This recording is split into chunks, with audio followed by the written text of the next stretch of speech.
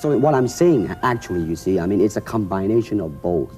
I mean, here it is the natural instinct, and here is control. You are to combine the two in harmony. Not, if you have one to the extreme, you will be very unscientific. If you have another to the extreme, you become all of a sudden a mechanical man.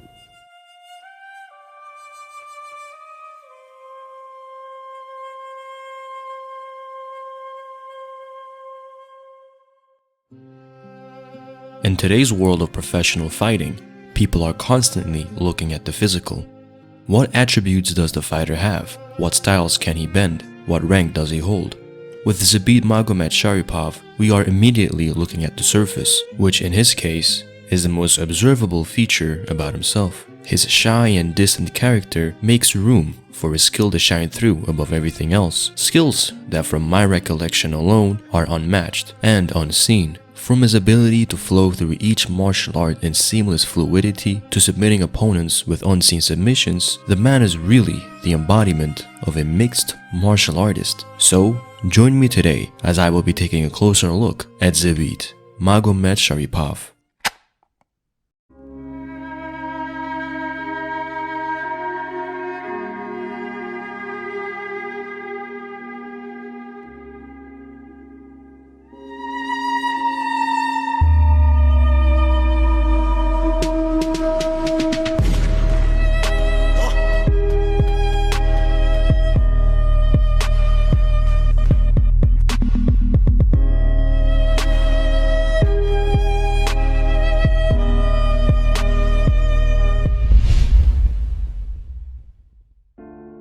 Because I do not believe in styles anymore. I mean, I do not believe that there is such thing as like Chinese way of fighting or the Japanese way of fighting or whatever way of fighting. Zabit's style is no style at all. It's a flow from one thing to the next. That's what makes him so dominant. Basically, we have only 2 hands and 2 feet. So styles tends to not only separate man, you know, because they have their own doctrines, and then the doctrine became the gospel truth, you know, that you cannot change, you know. But if you do not have styles, if you just say, well, here I am, you know, as a human being, how can I express myself totally and completely? Now, that way, you won't create a style, because style is a crystallization, you know. I mean, that way, it's a process of continuing growth. Continuing growth.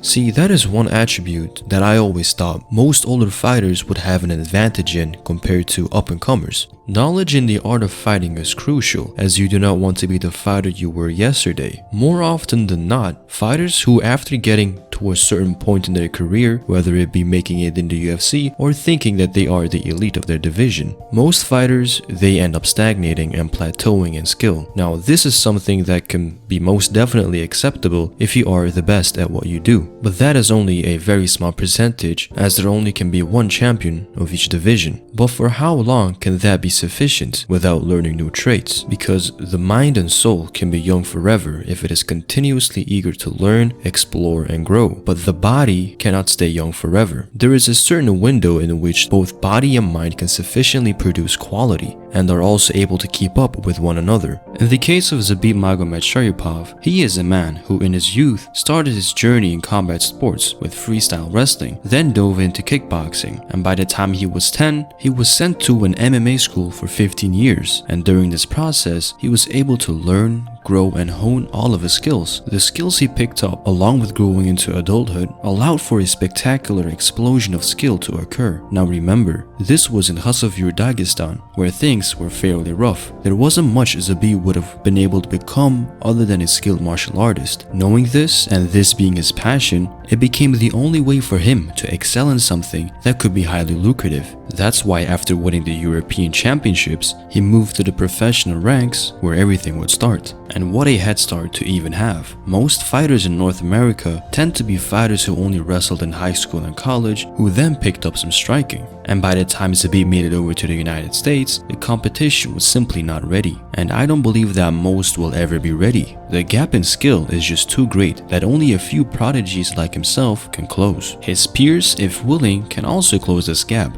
but that would be the current version of Zabit, because by the time they even get to where Zabit is right now, they will most likely be pushing past their prime years, as most of these fighters are grown-ups that aren't too eager to spend their entire adulthood chasing the skills Zabit has chased in his youth. Now, when I was younger, I always expected the older fighter to beat the younger fighter, mainly because of this gap in knowledge, but I would end up being confused when the older fighters would get outstyled and outworked and seemingly look outdated. And why would this be? Isn't it logical that the older fighter who has been participating in professional fighting longer would have more tricks, more experience, and thus be the better fighter overall?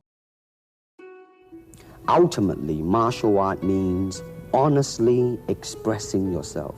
Now, it is very difficult to do.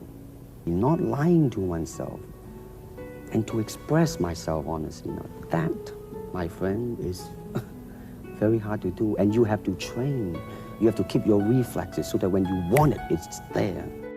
But this comes back to the point I made earlier, where fighters get complacent and okay with where they are, especially when some fighters start looking at this as their job only. When this is the case, it then becomes only about maintenance. Maintain the skills that you have right now and it will be enough, right? That is what most think, but as age picks up, they get worse. And that is exactly what happens to most fighters, unfortunately. In Zabit's case, he made another switch in his career when he went over to the States and joined Mark Henry's team with world champions like Frankie Edgar and Eddie Alvarez. Now he's improving his boxing along with his offensive Brazilian Jiu-Jitsu with Ricardo Almeida, and when he's not in the States, he travels to Thailand and starts learning there as well. Zabit is a true embodiment of Bruce Lee's ways, as he once said that the highest technique is to have no technique at all. Now, what does this really mean? Applying it to Zabit, the way I look at it is by Zabit having all the skills and all the styles that his competition do not have, then it becomes for the competition a lot harder to get a good read on what he is doing,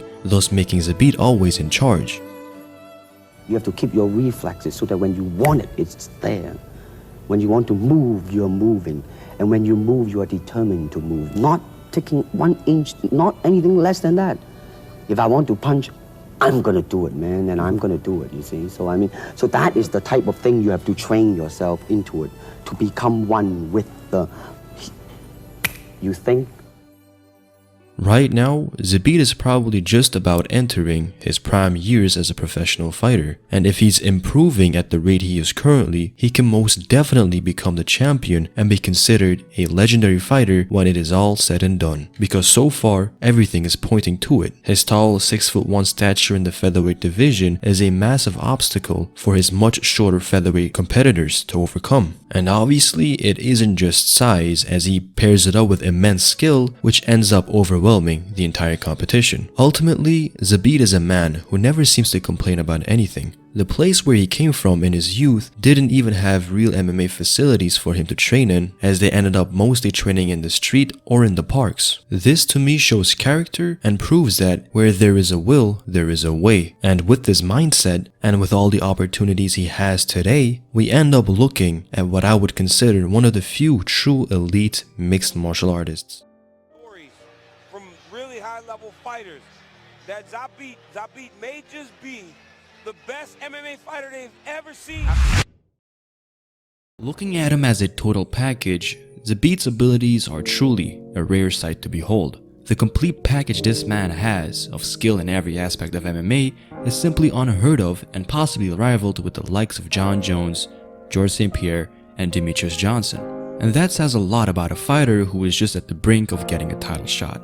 You may think that holding him that high in status along with the all-time greats is premature, but I'm only referring to his abilities to manipulate all martial arts styles into his performances, and that's really what they are, performances, truly poetry in motion. While we may call Israel Adesanya the last stylebender, I believe that nickname is a lot more befitting to the Dagestan native. As Zabit went to a martial arts boarding school in his home country where he started at a very young age, the fact that he's able to pull off all of these maneuvers should really not come as a surprise, where they literally were his daily routines. I said, empty your mind. Be formless, shapeless, like water. Now you put water into a cup. it becomes the cup. You put water into a bottle, it becomes the bottle. You put it in a teapot, it becomes the teapot. Now water can flow or it can crash. Will we ever end up seeing him with UFC gold around his waist? Well, only time will tell what will truly happen. For now, I have been Keenan from Keenan KTV, signing off. Later.